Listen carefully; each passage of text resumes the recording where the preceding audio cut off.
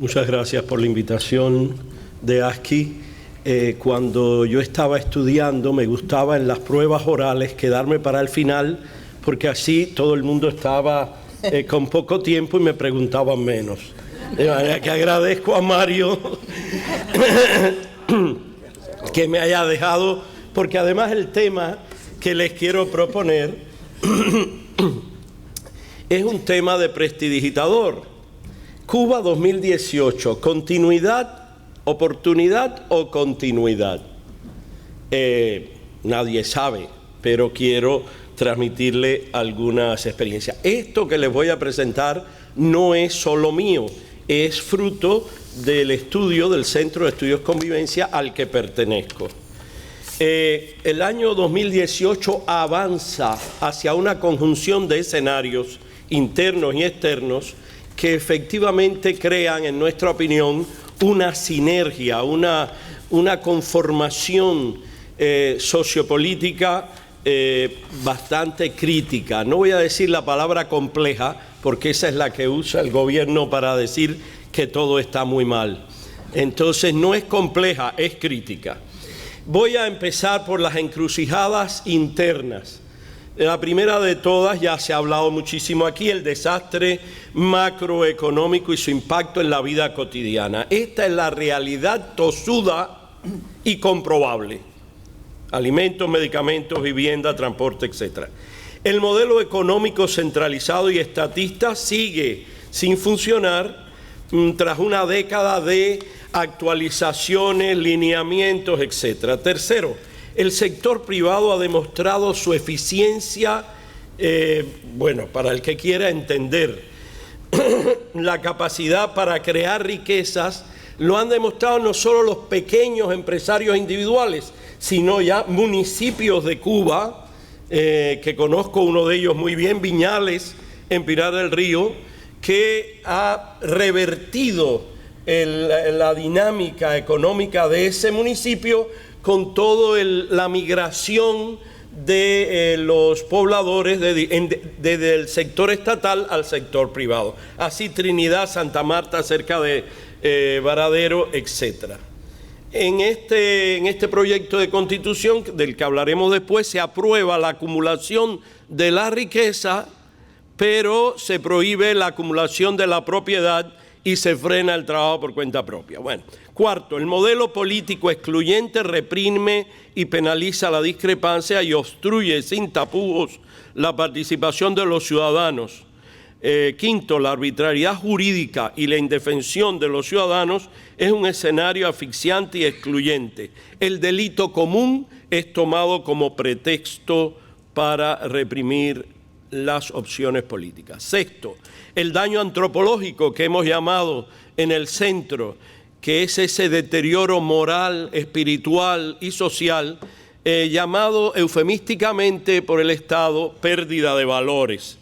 Séptimo, la ineficiencia y anquilosamiento de las instituciones por el burocratismo llamado genético del modelo, la violación sistemática de derechos humanos, especialmente en esta última etapa, hacia artistas, intelectuales, cineastas, etc. 9. El fin de la era de la llamada generación histórica va generando expectativas en los ciudadanos de a pie. Quiero decir que la gente dice, bueno, pero los otros días alguien que fue a fumigar eso del mosquito a mi casa, yo me quejé de un hueco que había en la esquina donde estaba el foco de los mosquitos y me dice, dígaselo a Díaz-Canel cuando venga disfrazado por aquí. Porque hay un rumor popular que ha dicho que se está presentando en eso de los territorios, que a mí me parece muy bueno que vaya a visitar las provincias, pero otros que dicen que va disfrazado. Hombre, eso es el rumor popular, pero que refleja de alguna manera sociológicamente las expectativas creadas alrededor en el nuevo estilo, como decía Omar. Y por último, los discursos, esto es muy importante para los analistas, los discursos siguen igual. Luego, quien quiera investigar sobre los cambios en Cuba, no vaya a los discursos. O vayan para que comprueben que siguen igual. Y yo opino, y el centro al que pertenezco, que seguirán igual hasta que la realidad cambie y obligue a cambiar la conceptualización. En Cuba hay un problema serio semántico. No es de risa, es algo que los estudiosos debemos tener en cuenta. Bien, a esas 10 encrucijadas internas se suman y se interrelacionan otras externas. En el mundo de hoy ningún país, ni en el mundo de ninguna época, puede vivir aislado. 1, la crisis en Venezuela y Nicaragua. Hay un viejo dicho, un refrán español que dice: cuando veas las barbas del vecino, y eso creo que ha creado una especie de nerviosismo en el poder, porque evidentemente la cosa está mala, es lo que dicen.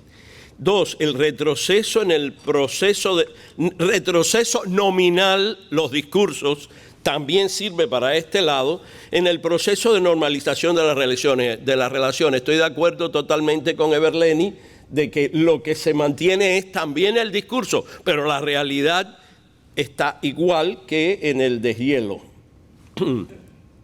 Pero el discurso no. Los cambios políticos en América Latina, lo que en el marxismo se llama correlación de fuerzas, eso que siempre están calculando, cuántos a favor, cuántos en contra.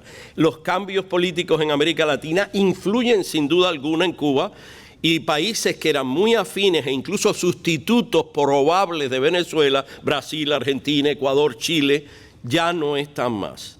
Digo, están, pero a la derecha. El retroceso de las relaciones comerciales con China, que hay que pagarle a los chinos, ¿eh? Eso. 5, el ascenso de la Unión Europea como primer socio comercial e inversor en Cuba en general, aunque España tiene una participación especial. Las expectativas internacionales ante el relevo generacional, también hacia el exterior, se crean expectativas que pueden ser positivas si se convierten en presiones o solicitudes. Un mayor protagonismo de la sociedad civil.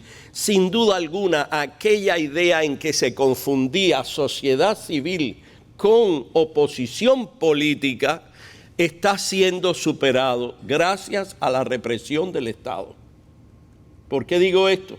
Porque la represión es ahora de banda ancha.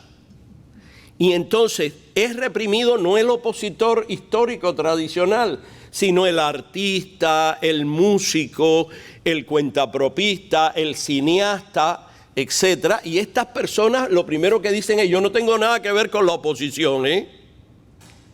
Entonces es otro sector que es propiamente sociedad civil que ha tomado un mayor protagonismo.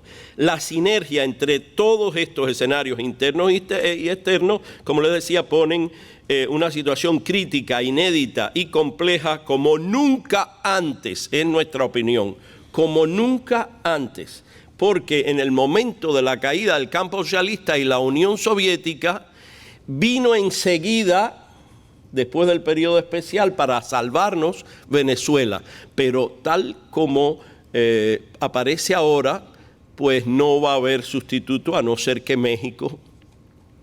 Bueno, eso es un signo de interrogación.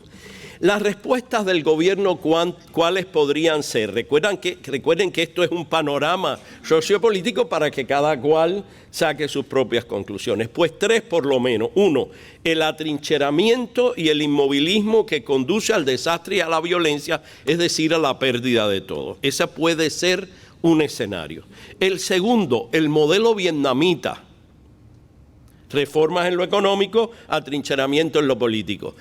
Unos momentos antes del cambio de presidente, hubo una visita oficial del primer secretario del partido de Vietnam, no del presidente de Vietnam, del secretario del partido. Y en una conferencia en el aula magna de la Universidad de La Habana, dijo esta frase textual que me he aprendido como en el catecismo: la economía de mercado por sí sola no destruye al socialismo. Pero no se puede construir un socialismo próspero y sostenible sin economía de mercado. Cierra la cita. Recuerden esto porque para mí es la clave teórica, venida ya no del campo socialista y de la Unión Soviética, sino del nuevo paradigma que es Vietnam, y se ve claramente que se prefiere Vietnam antes que China. Después ustedes verán por qué. Y tercero, pues la más deseada en nuestra opinión, la apertura y las reformas que serán, Dios quiera, graduales, ágiles y profundas, que conducirían a un nuevo modelo. ¿Qué está pasando en Cuba con la presidencia de Díaz-Canel? Esta es la pregunta. ¿Cómo se decía antes? La pregunta de los 100 millones o algo así. De 64,000. Gracias, Silvia. La respuesta de los cubanos. Voy a hablar de la respuesta de los cubanos de a pie en la isla donde yo vivo. También algunos de la diáspora con los que trabajamos. Y de muchos observadores internacionales. La top 10 hay que esperar. Cuando usted le pregunta, no, hay que esperar. Y yo estoy de acuerdo con eso. Pero no esperar así, esperar a la calenda griega. Después hay un pequeño sector, estoy hablando dentro de Cuba, que dice, todo va a seguir igual. Aquí nada va a cambiar, esto es eterno. Bueno, yo no sé si aquí la gente piensa así, pero en Cuba hay gente que piensa así. Esto es eterno, eso es lo mismo, allí nada va a cambiar. Y un tercero, que son las personas más bien del ámbito académico, personas que piensan, religiosos, que dicen, no, es un abanico entre el continuismo y la reforma gradual.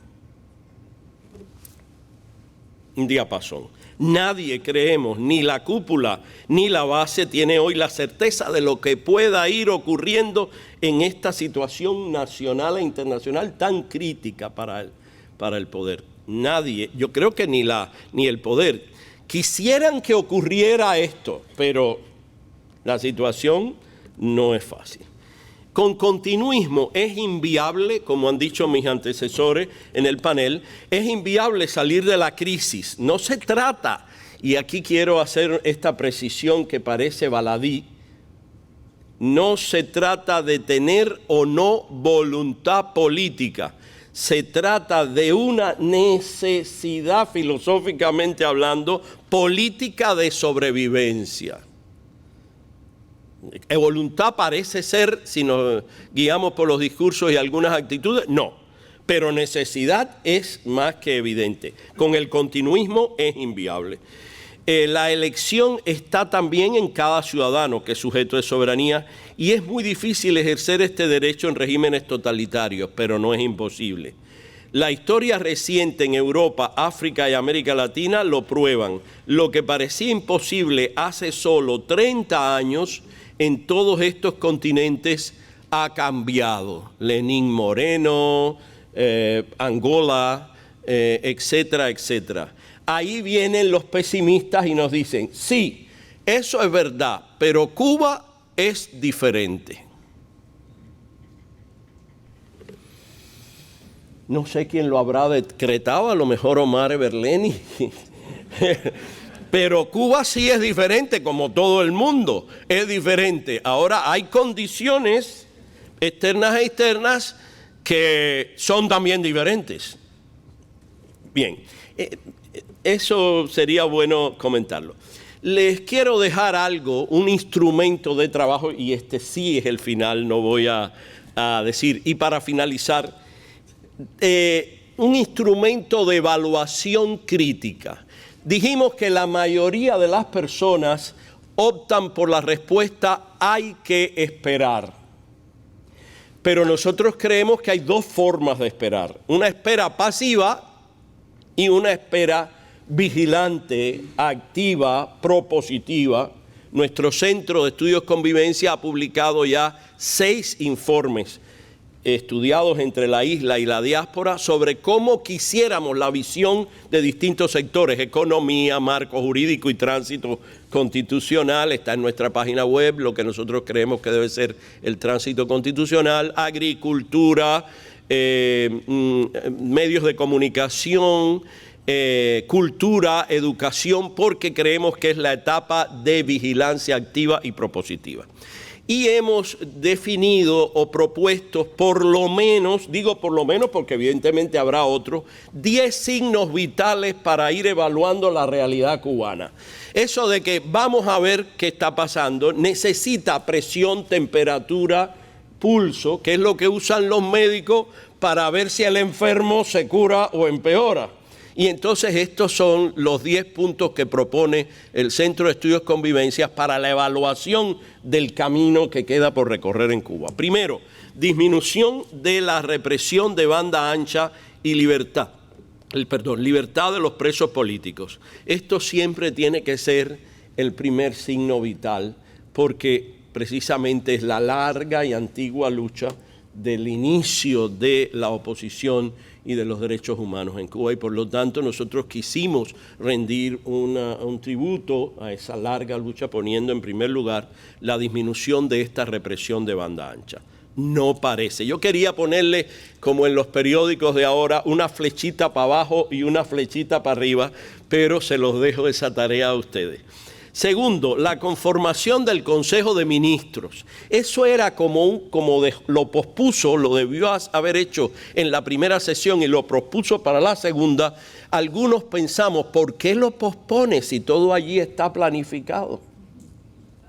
Y entonces nos hemos enterado ahora, hace solo unos días, esto lo tuve que cambiar, que hay una sustitución conservadora de solo el 30% de los miembros del Consejo de Ministros, todos del sector económico o relacionado con el económico, y manteniendo todo el sector de Fuerzas Armadas, solo el ministro de Cultura es interesante ver que ha cambiado. Segundo, son más jóvenes, porque todos, cumpliendo la nueva disposición que va a venir en la Constitución, tienen menos de 60 años al comenzar su periodo de mandato. Y más tecnocrática, puede ser una renovación conservadora, joven y tecnocrática. Tercero, pero hay que seguir midiendo cómo van a seguir los cambios. Tercero, otra forma de medir, la apertura al sector privado.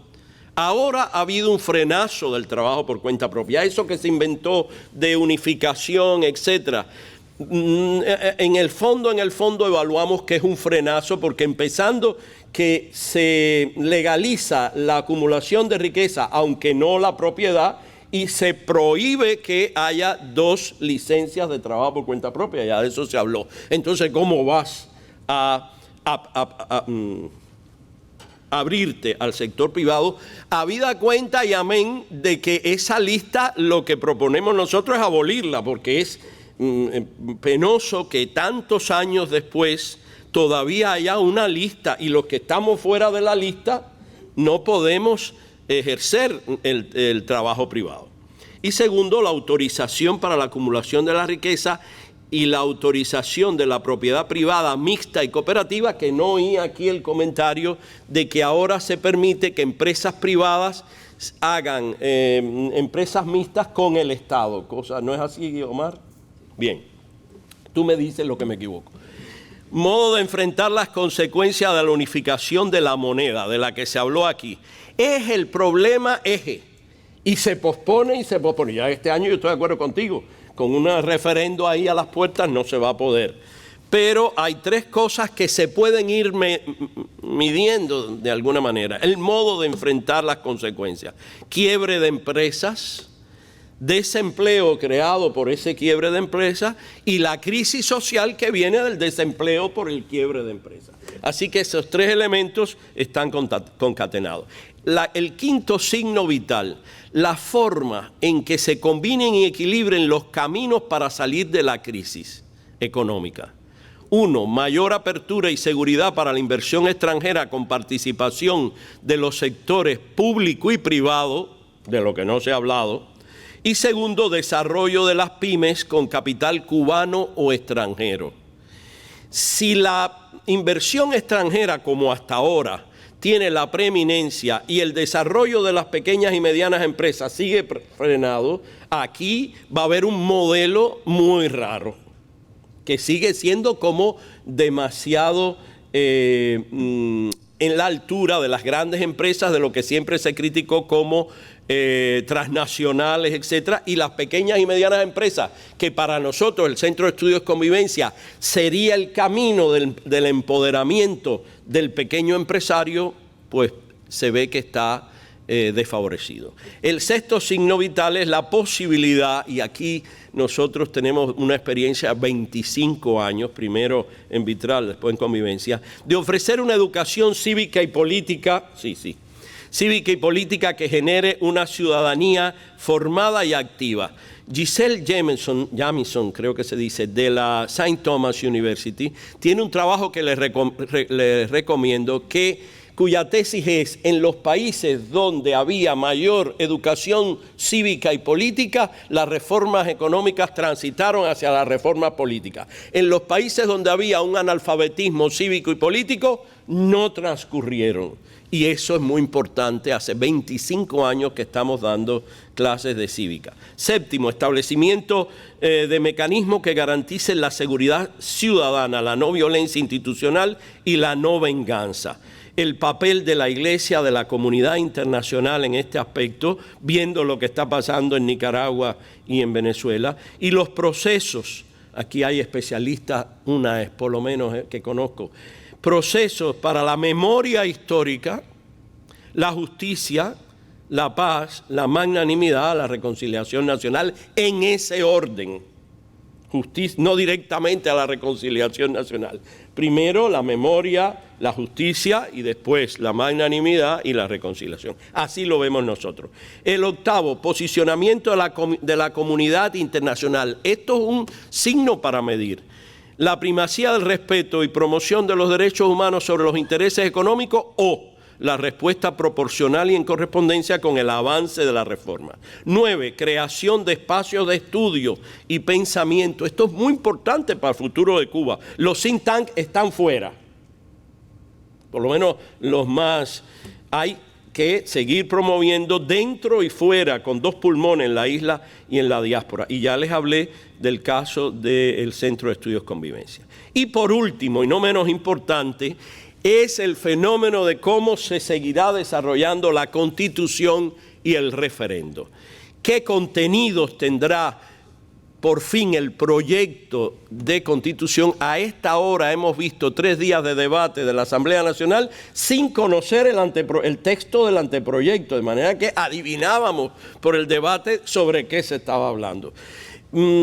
Pronto parece ser que tendremos el proyecto y veremos ahí qué es lo que hay para poder después adquirir una posición sobre una postura ciudadana frente a la nueva Constitución. De hecho, les repito que el Centro de Estudios Convivencia tiene en su página web www.centroconvivencia.org el segundo informe que se llama Marco Jurídico y Tránsito Constitucional de la Ley a la Ley, que es la propuesta institucional del Centro de Estudios Convivencia.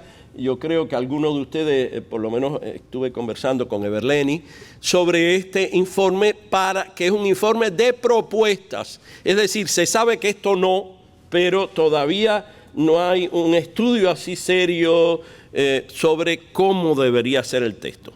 Y por último, cambia hasta hoy en el proyecto, solo en el proyecto, la eliminación de la visión y la palabra comunista. Introduce el concepto Frankenstein, no, qué sé yo cómo se dice, de un Estado socialista de derecho. Qué manera de ser especialistas en el lenguaje. Estado de derecho, no. Estado socialista de derecho. Reforma de la estructura del Estado. Habrá un presidente, un primer ministro y se introduce otra vez los gobernadores provinciales. La disolución de las asambleas provinciales del Poder Popular para darle más autonomía a los municipios. Se acepta la doble ciudadanía, aunque hay que entrar con pasaporte cubano. Reconocimiento constitucional, por fin, de la propiedad privada mixta y cooperativa. Legalizar que los privados puedan participar en empresas mixtas. Legalizar la acumulación de la riqueza. Cambio en la concepción del matrimonio y la familia con la unión civil igualitaria, que ha sido, por supuesto, el cambio más, vamos a decir, no popular, folclórico Es decir, eso es lo que se habla en la calle a favor o en contra de las iglesias protestantes, protestando por eso, etc. Continúa hasta hoy, partido único, socialismo irrevocable, prohibición de la acumulación de la propiedad y economía estatal centralizada y planificada. Es una responsabilidad histórica responderse, en nuestra opinión, a esta pregunta. Cuba, continuidad u oportunidad. Para nosotros, las dos es lo que está ocurriendo en una pugna soterrada entre el sector que quiere la continuidad y el sector que quiere la renovación. La que creemos que tiene la última palabra es la tosuda realidad de la crisis existencial. Y esa es muy difícil de esconder. Muchas gracias.